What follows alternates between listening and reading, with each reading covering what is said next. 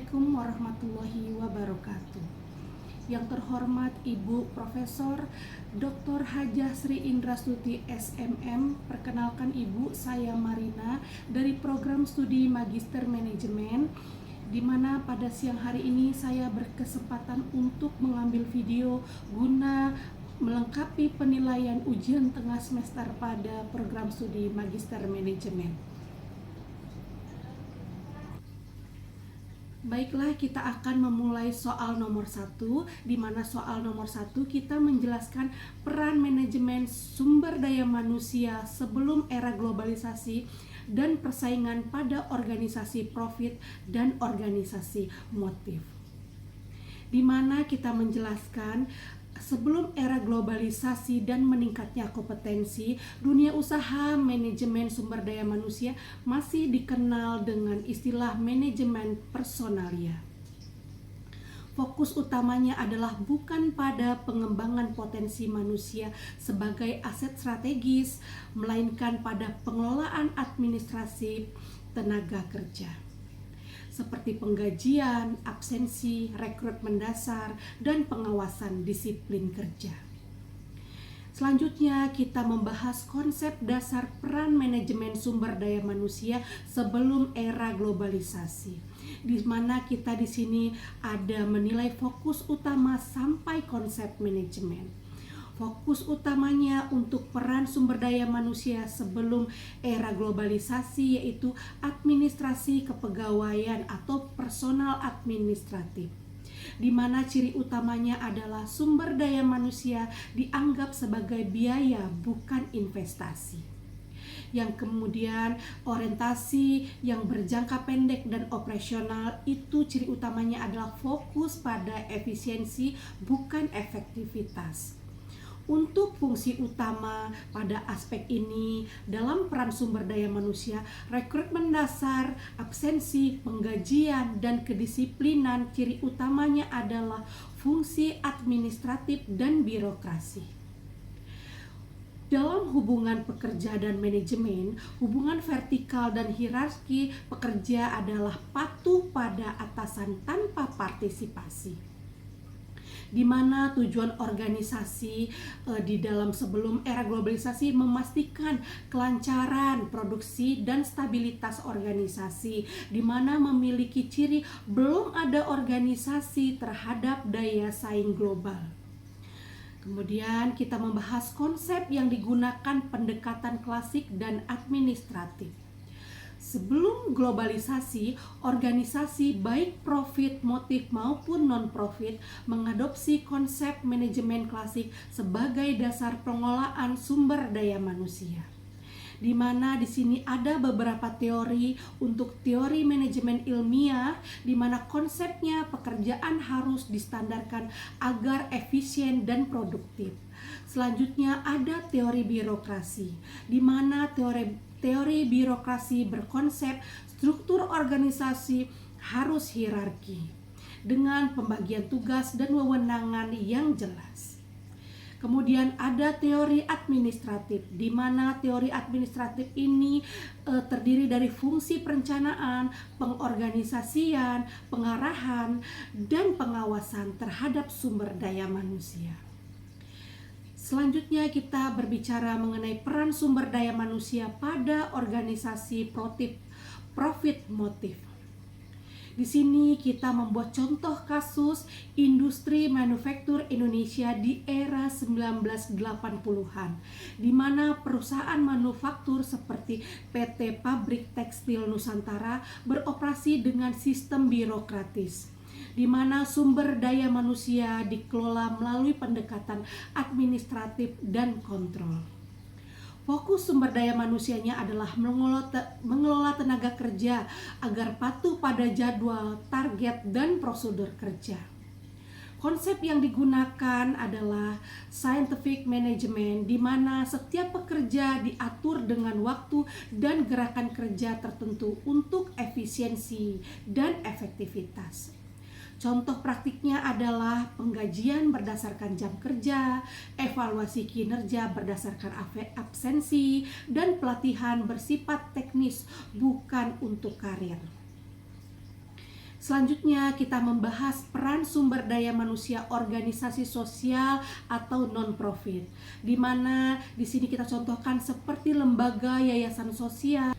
Fokus sumber daya manusia adalah menjadi loyalitas dan kedisiplinan anggota, di mana konsep yang digunakan adalah administrative approach. Sumber daya manusia dilihat sebagai pelaksana misi sosial, bukan aset strategis. Contoh praktiknya adalah pengelolaan berbasis sukarela, struktur organisasi hierarki, dan pengembalian keputusan top down. Selanjutnya ada perubahan setelah era globalisasi. Setelah era globalisasi, peran sumber daya manusia berubah menjadi human capital management dengan orientasi pengembangan kompetensi daya saing global yang berfokus untuk menjadikan sumber daya manusia sebagai aset strategis organisasi, bukan sekedar faktor produksi. Kesimpulannya adalah pandangan terhadap sumber manusia, faktor produksi sebelum globalisasi itu adalah biaya, setelah globalisasi adalah modal manusia, di mana menggunakan pendekatan manajemen administratif dan birokrasi. Setelah globalisasi, strategis dan partisipatif. Teori dasarnya adalah menggunakan Taylor, Weber, atau Vail, di mana setelah globalisasi ialah Human Capital Theory dan SHRM. Contoh ringkasan kasus di sini ada jenis organisasi perusahaan profit manufacture, pabrik tekstil tahun 1980-an dengan menggunakan konsep scientific management atau Taylor, di mana dampak pada sumber daya manusia adalah efisiensi yang meningkat tetapi motivasi rendah. Kalau jenis organisasi pada yayasan pendidikan atau lembaga sosial dengan tenaga sukarela tanpa pelatihan profesional, konsep yang digunakan adalah administrative approach. Dampak pada SDM-nya adalah loyalitas tinggi tetapi kurang inovatif. Kesimpulannya adalah sebelum era globalisasi, manajemen sumber daya manusia berperan sebagai fungsi administratif yang mengatur tenaga kerja agar efisien dan disiplin. Baik organisasi profit maupun sosial cenderung menggunakan konsep klasik dan birokratis, sehingga belum mampu memanfaatkan potensi manusia secara optimal. Namun pendekatan tersebut menjadi pondasi awal bagi transformasi menuju konsep SDM yang strategis di era globalisasi dan digitalisasi. Terima kasih.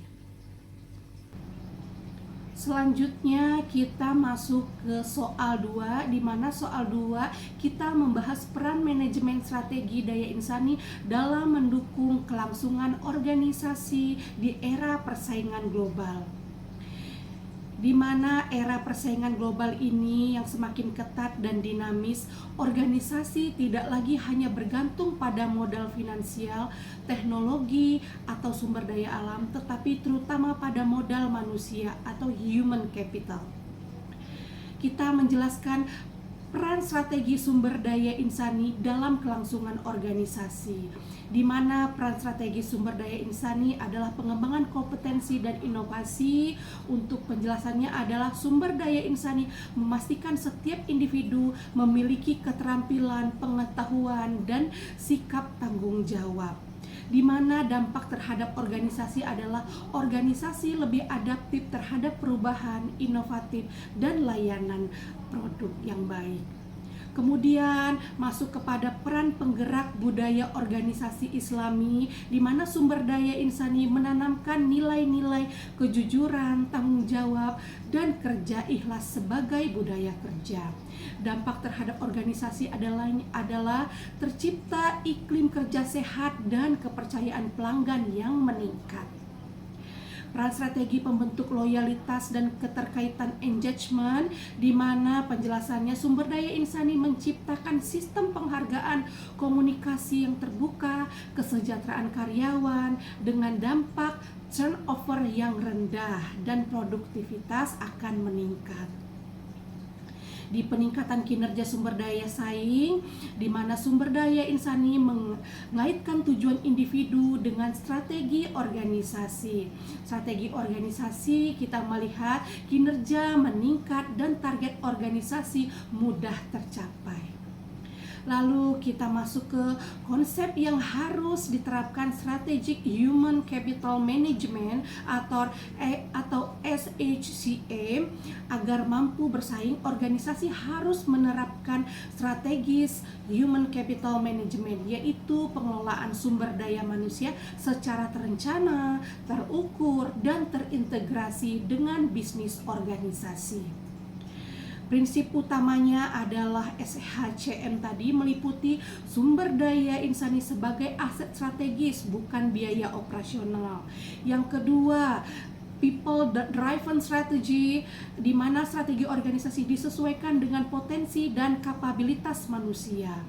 Yang ketiga, continuous learning organization, di mana itu membangun budaya belajar inovasi yang berkelanjutan. Selanjutnya ada teknologi, di mana teknologi itu memanfaatkan sistem digital untuk HR seperti e-learning dan e-recruitment.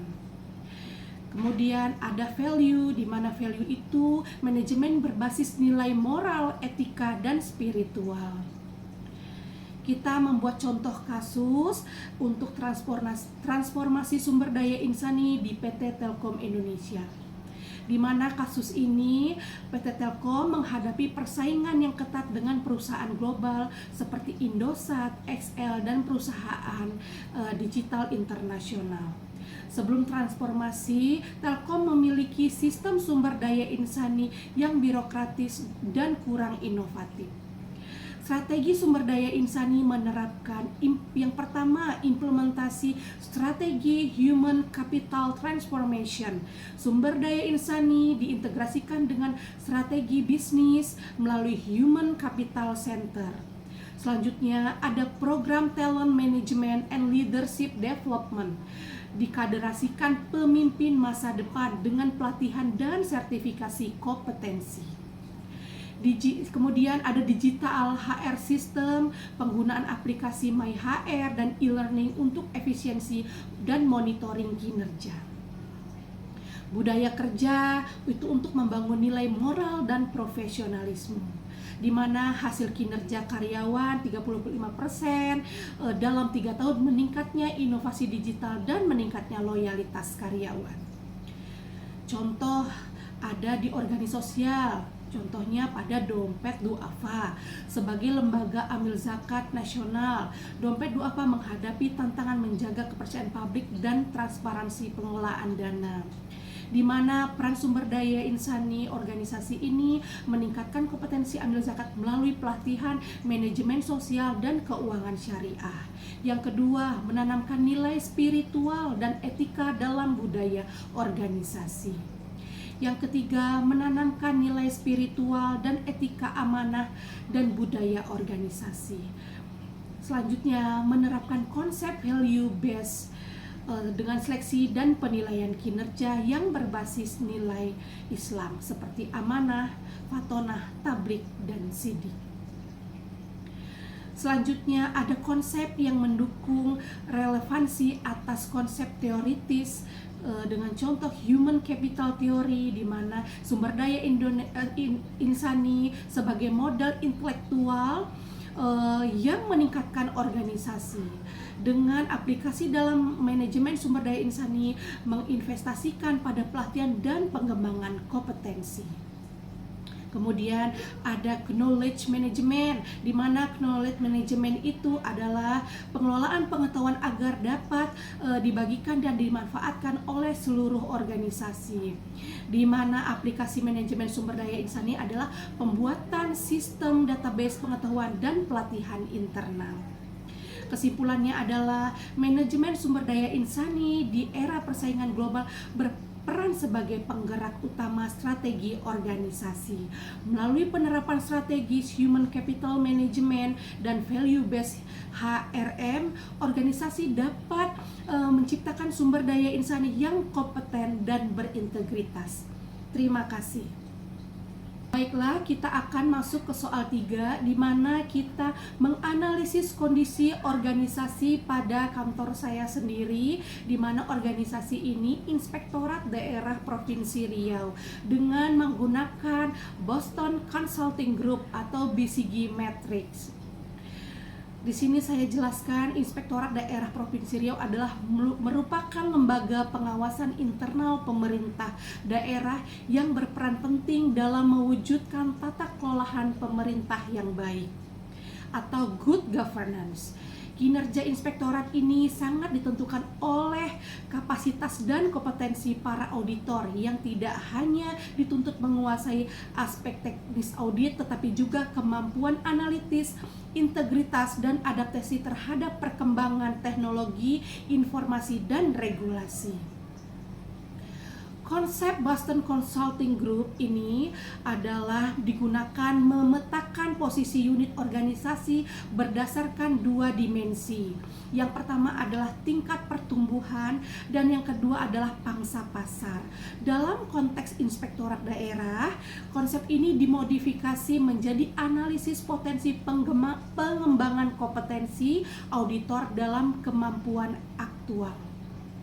Posisi Inspektorat Daerah Provinsi Riau dalam BCG Matrix berdasarkan kecenderungan lembaga pengawasan daerah di Indonesia, posisi Inspektorat Daerah Provinsi Riau dapat diilustrasikan berada pada kuadran atau question mark. Hal ini menggambarkan bahwa potensi pertumbuhan kompetensi tinggi namun kemampuan aktual terbatas.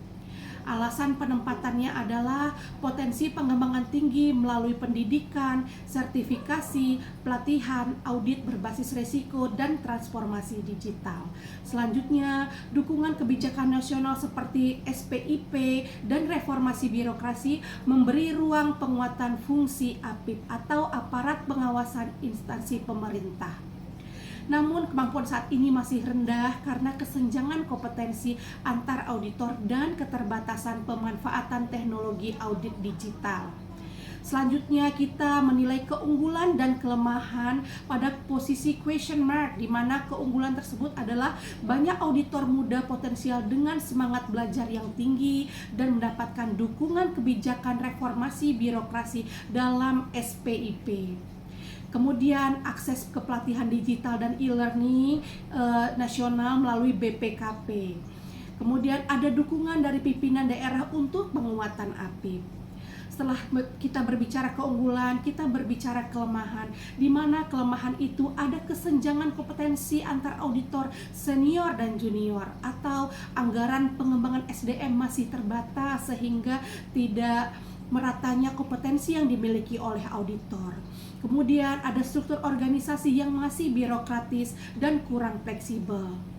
Artinya ada kepercayaan publik terhadap efektivitas pengawasan masih perlu diperkuat.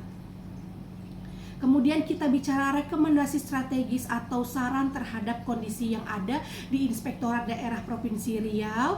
Berdasarkan posisi ini dalam kuadran question mark, strategi yang tepat adalah strategi pengembangan build strategi, di mana tujuannya adalah memperkuat kompetensi dan kapasitas auditor agar dapat berpindah menuju kuadran star atau kompeten dan berpotensi tinggi. Di mana strategi yang disarankan adalah yang pertama, pengembangan kompetensi teknis, yang kedua, adanya transformasi digital audit, dan yang ketiga, manajemen karir dan reward system. Yang keempat, kolaborasi dan benchmarking. Yang kelima, penguatan nilai integritas dan etika. Selanjutnya, proyeksi pengembangan atau future outlook dengan penerapan strategi pengembangan kompetensi dan digitalisasi pengawasan.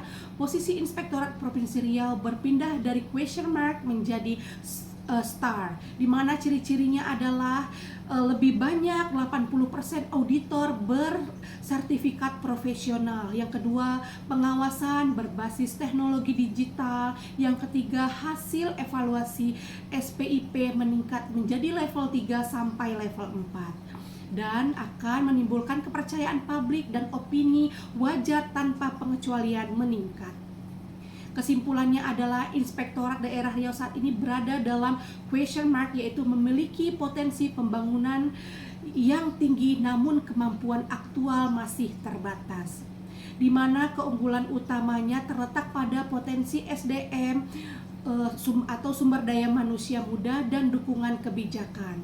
Sementara kelemahan mencakup keterbatasan anggaran, kesenjangan kompetensi dan sistem manajemen sumber daya manusia. Terima kasih. Wassalamualaikum warahmatullahi wabarakatuh.